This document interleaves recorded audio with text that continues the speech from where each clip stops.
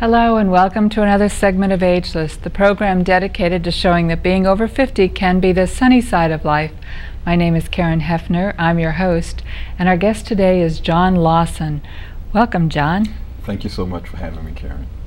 As anyone watching the show now can see, you are a visual artist. Yes. Also, you have like many artists, you have a job. Yes, I do. I have a a lot of us support ourselves so that yes, we can afford do. to be able to make art. But how have you sort of been able to work?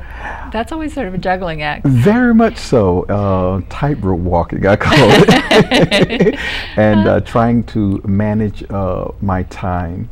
But it is something that I have a passion for, so you make it work. You make those hours work. You spend every little bit of open time that you have. You find yourself in your studio at your easel and trying to get what is in you out of you and on the canvas.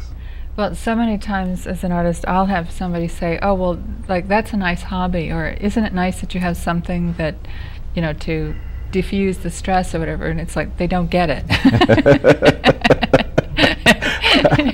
Well, I've been spending a lot of time trying to communicate that that is right. To people, and I think that that's one of the responsibilities of the artist, is to raise the level of consciousness of their audience, and it's a challenge, but it's something that I think comes with the territory. Well, it's interesting because I actually was introduced to you through your wife, who happens to be my letter carrier. And she's one of the sweetest people I've ever met, and I knew that you had to be also, because she couldn't possibly be married to somebody who wasn't.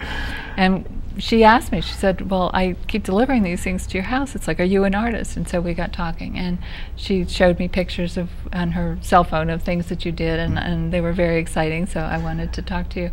And she said that actually for her it took some getting used to living with someone who was an artist to realize that, you know, this is such an all-consuming passion with someone who's an artist. It's that's hard sometimes for people who are not artists to realize, but she said she did get used to it. She's getting used to it. We got a little ways to go.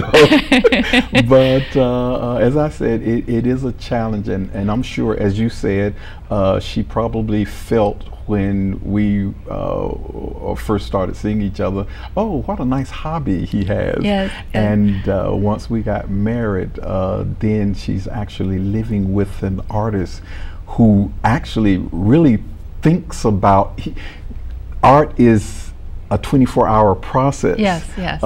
You yes. make room for other things with the art, but it is it is not what you do, it is what you are. Yes, yes. It is the way you think. Yes. It is the way you see, right. and you interpret life. Yes. And one of the responsibilities that come with it is that you have to share that interpretation with the world. It is your interpretation, yes. But you are driven to do that. Right. It's something that drives you, right. and it's something that you have to do. Right.